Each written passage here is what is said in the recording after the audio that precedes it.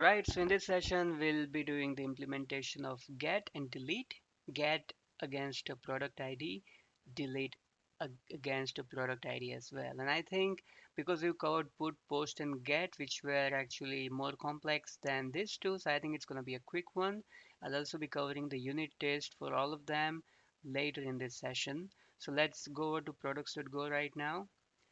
Okay, so all the changes that I've made, I've already gone ahead and made the changes as you can see. All the changes because I didn't want this to be a code walkthrough kind of, but we can just run through the changes and I think it's gonna be quick. Okay, yeah, let's not focus on this get products. I've just shifted its place because it was way down in the code, so I just made some shift. That's how you can see that in the in this highlighted green color, but it's actually from the get method against slash products and not against slash products ID. That one is here. You can see that this one gets a single product, and all we are doing here is calling find product. The find product method is above. What we get back is a single product that we find, and an error. If we check for errors, return the product. Okay. Now let's check out what this method is doing. But we pass it the context, a new context. We pass it the param ID that we fetch from the request URI, and we also pass it the collection reference. Okay. Then in this method, we declare a variable called product. We get an ID from the calling function and we convert that ID into an object ID and we save it into document ID. Then we use collection find one method which was already there in the interface, right? And then we just do apply the filter which says that ID is equal to doc ID. We get the response. We have to decode it into product, and if everything's fine, we'll return the product back. It's as simple as that. All right. Now delete method is pretty much the replica of the get method because the get method with ID. So simple, it's just the same, pretty much the same. We have to come back to interface though, and we have to delete add this delete one method implementation signature here, right? So it returns a delete result pointer which has this deleted count property. I think the only property which returns you the number of documents that have been deleted that we can send back. Although I don't see a point of having to return something when you're deleting just one document because the result's gonna be either 0 or 1, but that's still fine. Okay, so if you go back here in the delete method, it's just the same thing. Okay, we're calling the delete product, we get the deleted count, we send it back. Okay, we might come up with something more meaningful to send back to the user later, some proper messages to be sent. But for now, I think this is just okay. All right, not just for this method, but for all the other methods that I'm saying. We also need to work on error handling, which we'll be doing in some subsequent sessions. So delete product method, we get the ID, we convert it to object ID. We call the delete one method, we pass it the filter with the underscore ID is equal to document ID. If everything's fine, we get the result and we return the deleted count property. In this case, it's going to be 1, but it's of type int64. Okay, so that's what you should be expecting as well. All right, so it's all good. Now let's get back to the MongoDB and let's get back to Insomnia and check all the methods. Okay, all the methods once and for all. All right, so let me get back to first of all, let me try to have a clean slate here. Tronics. Let me drop the database. It's all good now. Let me get back to Insomnia. So let's try the post method. Okay, we send the response. We don't get anything back because we need to start the server first of all. So let me start it. So the server is running. Come back here, send the product. I get the product back. Refresh, click the same product, right? Let's try the get products. Okay, so get products gonna give me the list of products, right? Get is working, post is working. Let's try put. But this time we're gonna be updating a single product, right? So let me do this and let me update this to, let's say, GBP. All right, let me send this, and the method is not allowed because you have to do it against the ID, right? So you keep making these mistakes. It's not gonna forgive you. So you come back here, give it the ID, and the currency gets updated, right? You can use the same method with get. You're not sending any payload, but I'm not deleting this payload, so don't assume that it's being sent. All right, I send and I get the same product back. Okay, let me go back here and double check that it's been updated to GBP and there is just one document here, right? Let me come back here and execute the delete method this time. So I got the product ID. And when I send it, I get one back, which indicates that one document has been deleted, although it was meant to delete just one document. I come back here, refresh, it's gone. All right. So all the methods have been implemented now safely.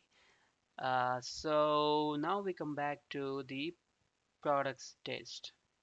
Okay, and I also gone ahead and made the changes here as well. So we used to have some other methods, other test cases before, right? So I also expanded the other test cases and I also added some new ones. So before that we had the test case for put and get, post and get, right? So we used to do this request and response and we used to check only for nil against error and the status code. Okay, so what I'm saying is that we can check for the status response code, but we can also check for the response body that we get. Okay, so for that I've gone ahead and created for get method here. So for create method, so create product, our post method actually gives us a slice of IDs, right? So I create a product with a slice of string.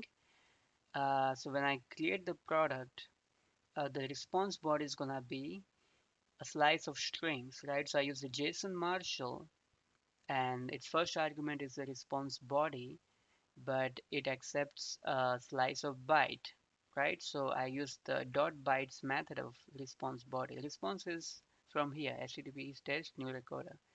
Okay, so I use it in the first argument. In the second argument, I use the pointer to the IDs. I get the error back. I check for it as well. And what I'm doing here, I am also declaring a common variable that will be used across the test product suite, right? So because, for example, when I'm executing get ID or delete ID, I need to get hold of the ID that I want to be deleted, okay? And you don't want to manually come to the test case and then insert that particular ID that you want to delete, right? That's not really good. So what I'm doing is I'm declaring a doc ID, which is a string, not primitive.object ID, because that's what we pass here in Onsomnia as well. So this is all being passed as strings, right? So this time I get a list of IDs and I just get the first element back. Okay, so my get ID and delete ID test will be running against just one particular document, and that's enough for me to do the document to do the unit test, right?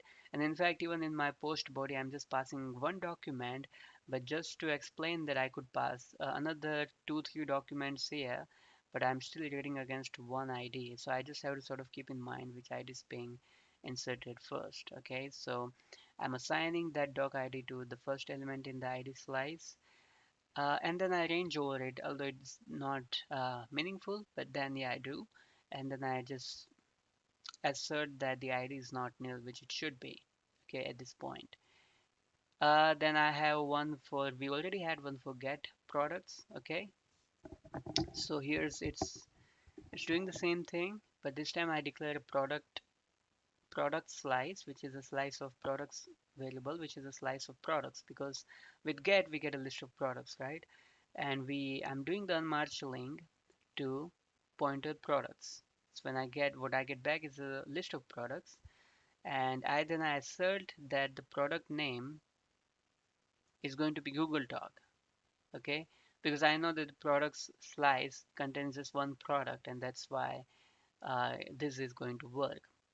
See, these unit tests, of course, you can actually expand them to your desired length, and that's totally understandable. Right now, I'm not actually, my intention is to just explain you the concept and not write comprehensive unit test, although I believe that it's, even though it could be boring, but it's a very good practice to write comprehensive unit test.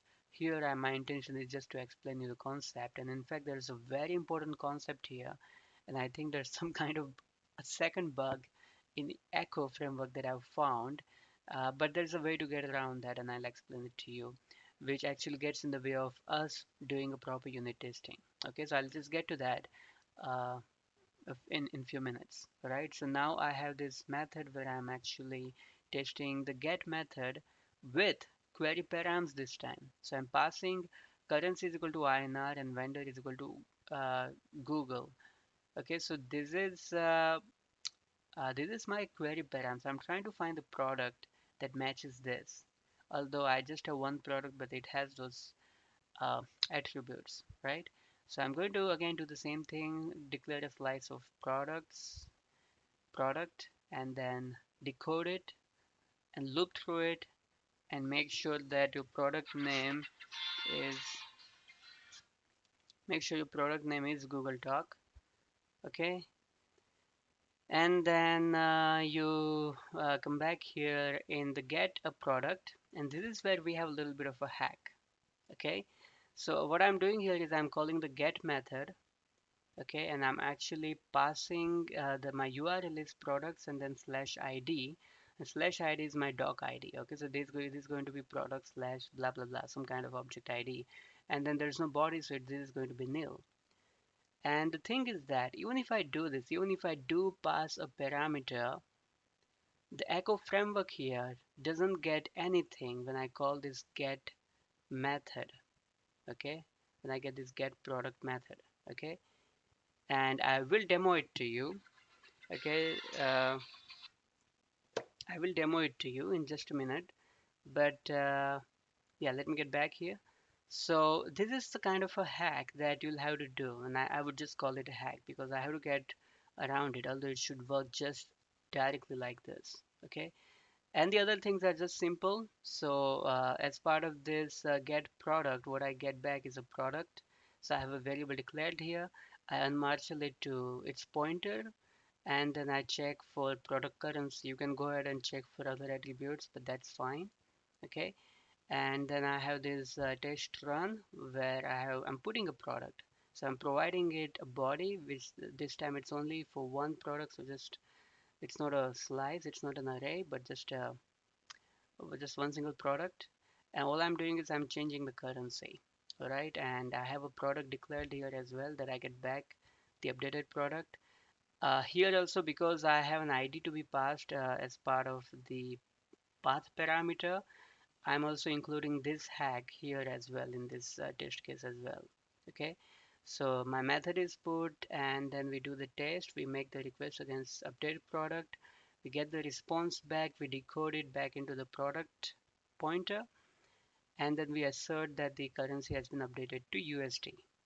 Okay, so that's put method, and now eventually we have a delete method. So delete again is the same.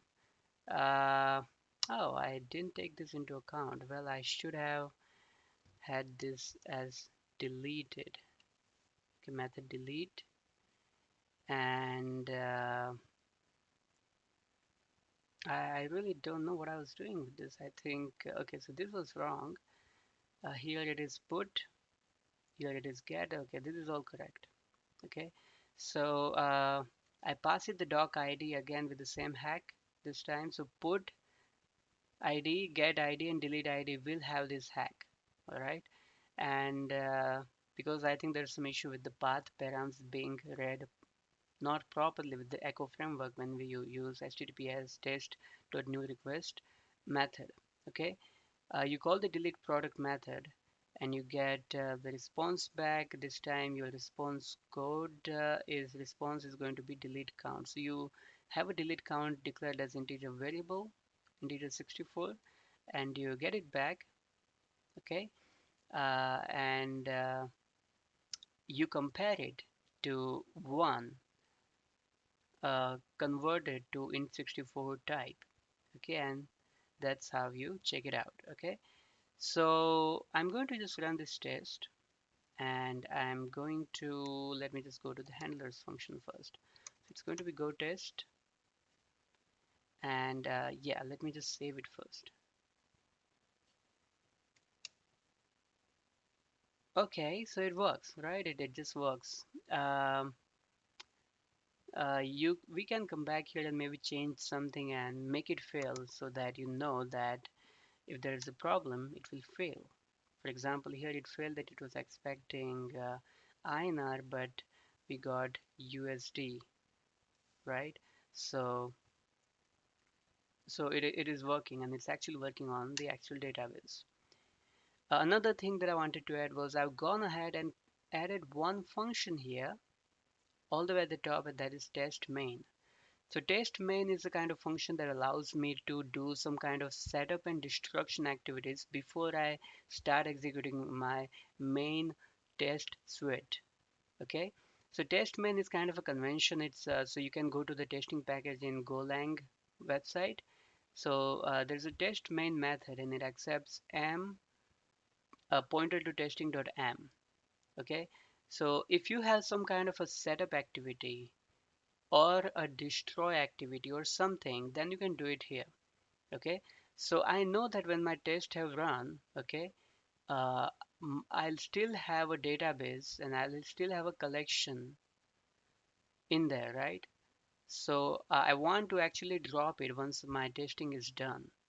Okay, so that is why I have this code. So I create a context, and if I want to set up something, then I will set this up. For example, creating a database or creating a collection. Although for MongoDB, I don't need it because when I execute the code, if the database or collection is not there, it's gonna create them afresh. And then you call this method called m.run and you get its output into test code something which you eventually pass to os exit method. So if something failed, it's gonna exit the process, the test process with this code, and it's gonna give you all the input. So anything that you want to set up, you want to do it before this, and anything that you want to destroy, you want to do it after this. Okay, so I want to destroy my collection and DB right after this. Okay, and that is why if you come back here, if you refresh, I don't even have the database, right? And let me demonstrate it to you. Okay, so let me run this test with this commented. Okay, and let me run the test now. And if you see, it's gonna succeed. But if I come back here, I still have the database, right? I still have the collection. Although I don't have a document because I created one document and I deleted at the end, right? But if I come back here and uncomment is out, okay, and this time when I run this, I don't even have the database or collection. So it gives me, it starts with a clean slate and it ends with a clean slate. So that's the intention. And with integration test, that's exactly what you want to do. Okay, so we've covered all the methods, we've covered all the unit tests, at least for the products. Okay, and now we will start with some other things. Some, not many, but some things. For example, we'll need to work on our error handling. We will implement some JOT authentication. We'll create a Docker file and we probably will also deploy it to some kind of cloud provider as well. And I want to cover that as well. We'll have something deployed on GitLab, a pipeline being set up, which will deploy our application onto cloud, which will be accessible to you over the internet. Something like that. Okay. Well, that's the plan. Let's see. Thank you.